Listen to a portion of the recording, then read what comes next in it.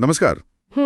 आज हम जरा बात करने वाले हैं एशिया कप 2025 के उस बड़े मैच की, भारत बनाम पाकिस्तान। हाँ, जबरदस्त माहौल था दुबई में और नतीजा भारत की काफी प्रभावशाली जीत रही। बिल्कुल, ग्रुप ए का मैच था और भारत पाकिस्तान मतलब हमेशा ही हाई वोल्टेज ड्रामा होता है, लेकिन इस बार शायद थोड़ा एक तरफा हो गया है ना? हाँ, कह सकते हैं। मतलब भारत ने खेल के लगभग हर डिपार्टमेंट में पाकिस्तान को पीछे छोड़ दिया। आज हम इसी पर थोड़ी गहराई से बात करेंगे, मैच रिपोर्ट्स और जो विश्लेषण आए हैं उनके आधार पर कोशिश करेंगे समझने की कि क्या चला, क्या नहीं चला, कौन सी रणनीतियां थी। बिल्कुल, सतह से थोड़ा नीचे जाकर देखेंगे कि क्या खास हुआ इस मैच में। तो चलिए शुरू करते हैं। मैच दुबई इंटरनेशनल स्टेडियम में था। पाकिस्तान ने टॉस जीता और पहले बैटिंग करने का फैसला किया। अब ये थोड़ा अजीब नहीं लगा? दुबई में तो शाम को अक्सर टीमें चेज करना पसंद करती हैं। हाँ, ये थोड़ा चौंकाने वाला तो था। मतलब आमतौर पर तो यही होता है कि ऑस को ध्यान में रखकर टीमें चेज करती हैं, लक्ष्य सामने होता है। तो फिर क्यों किया होगा ऐसा? कोई खास वजह? हो सकता है वो अपनी बैटिंग पर कुछ ज्यादा ही भरोसा कर रहे हो, सोच रहे हो कि एक बड़ा स्कोर खड़ा करके भारत पर प्रेशर डाल देंगे, या शायद उन्हें लगा हो कि पिच बाद में धीमी हो जाएगी। पर जो भी था, ये फैसला उनके लिए तो काम नहीं आया, बिल्कुल उल्टा पड़ गया। हाँ, साफ दिखा, क्योंकि पाकिस्तान की पारी कभी वो रफ्तार पकड़ ही नहीं पाई जिसकी उन्हें जरूरत थी। 20 ओवर खेले, 9 विकेट गिरे और स्कोर बना सिर्फ 127 रन। 127 T20 के हिसाब से तो काफी कम है ये, और भारत जैसी बैटिंग लाइनअप के सामने तो मतलब बहुत मुश्किल। बिल्कुल, पूरी पारी में एक तरह का संघर्ष दिखा। हाँ, सलामी बल्लेबाज साहिबजादा फरहान ने कोशिश जरूर की, 40 रन बनाए उन्होंने, एक एंड संभाले रखा। वो उनकी टीम के हाईएस्ट स्कोरर भी थे। लेकिन दूसरे छोर से कोई टिक ही नहीं पाया उनके साथ। वही बात है, लगातार विकेट गिरते रहे तो रन रेट पर ब्रेक लग गया। तो दिक्कत कहाँ थी? हमारी बॉलिंग बहुत अच्छी थी या पाकिस्तानी बैट्समैन की गलतियां ज्यादा थीं? देखिए, मेरे ख्याल से तो दोनों ही बातें थी। भारतीय गेंदबाजों ने और खासकर स्पिनर्स ने कमाल का डिसिप्लिन दिखाया। हाँ।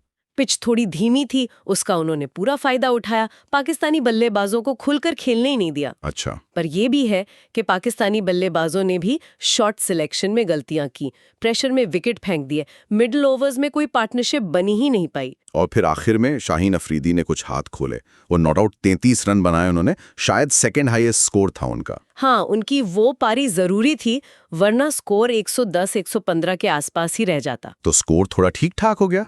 हाँ, कुछ इज्जत बच गई कह सकते हैं, लेकिन ये भी दिखाता है कि टॉप और मिडिल ऑर्डर कितना नाकाम रहा कि बॉलर को आके तेज रन बनाने पड़े। भारतीय गेंदबाजी की रणनीति यहाँ साफ थी, पावर प्ले के बाद स्पिन अटैक और बीच के ओवर्स में एकदम शिकंजा कस दिया। और उस शिकंजे के मेन आर्किटेक्ट तो कुलदीप यादव रहे। क्या कमाल की बॉलिंग की। ओ, बेहतरीन स्पेल था वो। हाँ। सिर्फ रन नहीं रोके, विकेट भी लिए, अहम विकेट। हाँ, 4 ओवर सिर्फ 20 रन और 3 विकेट।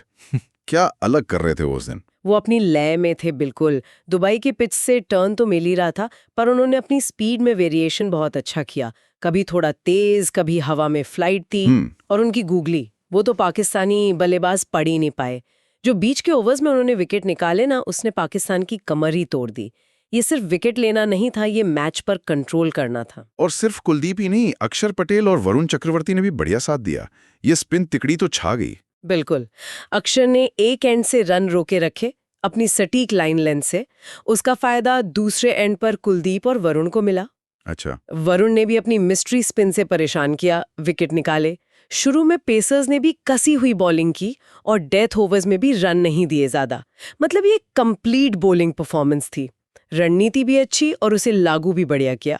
तो भारत के सामने लक्ष्य आया 128 रन का। कागज पर तो आसान लगता है, पर भारत पाकिस्तान मैच का प्रेशर वो अलग ही होता है। तो भारत की शुरुआत कैसी रही चीज ने? शुरुआत तो एकदम तूफानी रही और इसका पूरा क्रेडिट जाता है अभिषेक शर्मा को। हाँ, उन्होंने तो आते ही कमाल कर दिया। बिल्कुल, आते ही अपने इरादे साफ कर दिए। पाकिस्तानी पेसर्स शाहीन अफरीदी हो या नसीम शाह, अगर वो खेले थे, किसी को नहीं बख्शा, निडर होकर खेले। कितने रन बनाए थे उन्होंने? सिर्फ 13 गेंदें खेली और 31 रन बना डाले। उस पारी ने तो मैच का रुख एक तरह से शुरू में ही तय कर दिया। कुछ बेहतरीन कवर ड्राइव, पुल शॉट्स, मजा आ गया देखकर। उस छोटी सी पर विस्फोटक पारी का साइकोलॉजिकल असर क्या पड़ा होगा पाकिस्तान पर? बहुत ज्यादा। जब आप छोटा स्कोर डिफेंड कर रहे हो तो आपको शुरू में विकेट चाहिए होते हैं प्रेशर बनाने के लिए। हाँ, बिल्कुल। लेकिन अभिषेक ने जिस तरह अटैक किया, उसने पाकिस्तानी बॉलर्स की लाइन लेंथ बिगाड़ दी, उनके प्लान्स फेल हो गए। रन रेट इतनी तेजी से ऊपर भागा कि बाकी बल्लेबाजों पर से प्रेशर लगभग हट ही गया। हालांकि दूसरे एंड पर शुभमन गिल जल्दी आउट हो गए 10 रन बनाकर। तब लगा कि शायद कुछ वापसी हो सकती है पाकिस्तान की। थोड़ी देर के लिए तो लगा होगा जरूर। गिल सेट बैट्समैन है, उनका जल्दी जाना पाकिस्तान के लिए एक उम्मीद थी। लेकिन फिर क्रीज पर आए तिलक वर्मा और कप्तान सूर्य कुमार यादव। हाँ, और यहां से भारत ने फिर कंट्रोल ले लिया। बिल्कुल, यहां से भारत ने मैच पर अपनी पकड़ मजबूत करनी शुरू कर दी। तो तिलक वर्मा और सूर्य कुमार यादव की पार्टनरशिप कितनी अहम रही? क्या स्ट्रैटेजी थी उनकी? ये पार्टनरशिप बहुत जरूरी थी। देखिए, अभिषेक ने तूफानी शुरुआत तो दे दी थी, जी, पर गिल के जाने के बाद एक स्थिरता चाहिए थी। सही। तिलक और सूर्या ने वही काम किया। कोई फालतू का रिस्क नहीं लिया।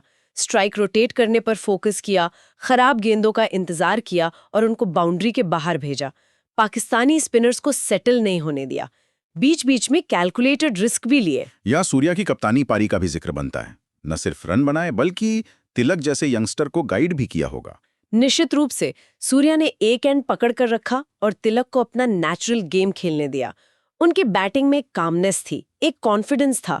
उन्होंने दिखाया कि प्रेशर में भी कैसे शांत रहकर मैच को कंट्रोल किया जाता है। ये पार्टनरशिप सिर्फ रन के लिहाज से नहीं, बल्कि मैच को पाकिस्तान की पहुंच से दूर ले जाने के लिहाज से भी बहुत अहम थी। तो अगर हम मैच के टर्निंग पॉइंट्स या निर्णायक पलों को देखें जी, तो कौन से सबसे ज्यादा अहम रहे? मेरे हिसाब से कुछ मोमेंट्स थे। पहला तो टॉस जीतकर पाकिस्तान का पहले बैटिंग करना और फिर पावर प्ले में तेज शुरुआत न कर पाना।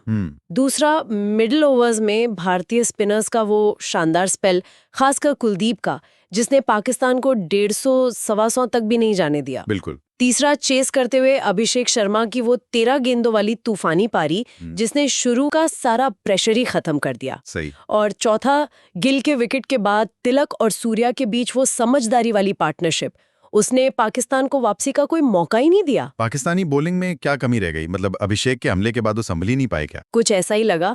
अभिषेक की पारी ने उन्हें थोड़ा डिमोरलाइज कर दिया था शायद। उनके मेन पेसर्स वो असर नहीं डाल पाए जिसकी उम्मीद थी।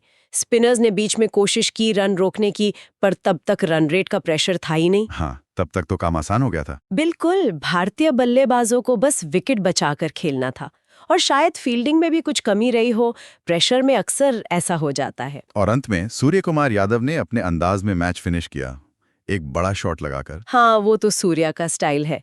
जब जीत बस कुछ रन दूर थी, एक छक्का लगाया और मैच खत्म। ये उनका कॉन्फिडेंस दिखाता है, और ये भी कि वो मैच फिनिश करने की जिम्मेदारी लेना जानते हैं। कप्तान के तौर पर ये पारी उनके लिए काफी अहम थी। तो फाइनल रिजल्ट, भारत 7 विकेट से जीता और वो भी 25 गेंदें बाकी रहते हुए। ये तो बहुत बड़ी जीत है। Player of the match? Player of the match Kuldeep Yadav, उनके शानदार बॉलिंग फिगर 3-2-0 के लिए। और ये बिल्कुल सही फैसला था। उन्होंने ही तो मिडिल ओवर्स में मैच का रुख भारत की तरफ मोड़ा था। हाँ, वो डिजर्व करते थे। और 7 विकेट से जीत, वो भी 4 ओवर से ज्यादा गेंदें बाकी रहते, ये दिखाता है कि भारत कितना डोमिनेंट था उस दिन। इस जीत का एशिया कप में आगे क्या मतलब है? भारत की पोजीशन अब कैसी है? भी इस बड़ी जीत से काफी अच्छा हो गया होगा। दूसरी तरफ पाकिस्तान के लिए ये हार चिंता की बात है। उन्हें अब वापसी करनी होगी टूर्नामेंट में बने रहने के लिए। प्रेशर बढ़ गया है उन पे। तो इस पूरी चर्चा को अगर समेटें तो क्या मुख्य बातें निकल कर आईं इस मैच से? मेरे ख्याल से कुछ मेन पॉइंट्स हैं। पहला, भारत की बेहद डिसिप्लिन्ड और असरदार गेंदबाजी, जिसमें स्पिनर्स का दबदबा साफ दिखा। हाँ। दूसरा, चेज में वो निडर और अटैकिंग शुरुआत जो अभिषेक शर्मा ने दी। तीसरा, प्रेशर में मिडिल ऑर्डर की स्टेबिलिटी और समझदारी, खासकर तिलक और सूर्या की पार्टनरशिप। सही। और चौथा, शायद पाकिस्तान की स्ट्रैटेजी, खासकर टॉस जीतकर पहले बैटिंग करने का फैसला, जो उनके हक में नहीं गया। हाँ, भारत ने एक टीम के तौर पर बहुत बैलेंस परफॉर्मेंस दी। बॉलिंग ने स्टेज सेट किया और बैट्समैन ने आसानी से चेस कर लिया। और कुलदीप यादव का फॉर्म में वापस आना, ये भारत के लिए टूर्नामेंट में आगे बहुत अच्छा साइन है। बिल्कुल, कुलदीप का कॉन्फिडेंस वापस दिख रहा है और वो बीच के ओवर्स में विकेट टेकिंग बॉलर का रोल निभा रहे हैं, जो T20 में बहुत जरूरी होता है। साथ ही सूर्या का कप्तान और बैट्समैन दोनों रोल्स में सक्सेसफुल होना टीम के लिए पॉजिटिव है। वैसे ये जीत इतनी आसान और एक तरफा रही कि एक सवाल मन में आता है, क्या ये सिर्फ एक मैच का नतीजा है? मतलब किसी एक टीम का दिन अच्छा था, दूसरी का नहीं, या फिर ये भारत और पाकिस्तान की टीमों के बीच हाल के समय में जो फर्क आया है उसका संकेत है? क्या लगता है? हम्म इस एक मैच से इतना बड़ा नतीजा निकालना शायद जल्दबाजी हो, लेकिन सोचने पर मजबूर तो करता है ये। हाँ, ये सवाल तो उठेगा ही और इस पर बहस भी होगी। देखिए, कंसिस्टेंसी ही किसी टीम की असली पहचान होती है। पिछले कुछ टाइम में भारत शायद ज्यादा कंसिस्टेंट रहा है, पर पाकिस्तान एक ऐसी टीम है जो किसी भी दिन किसी को भी हरा सकती है। ये तो है। तो हमें आगे के मैच देखने होंगे, तभी पता चलेगा कि ये सिर्फ एक मैच की बात थी या वाकई दोनों टीमों के लेवल में कुछ अंतर आ गया है। ये सवाल आगे और दिलचस्प होने वाला है।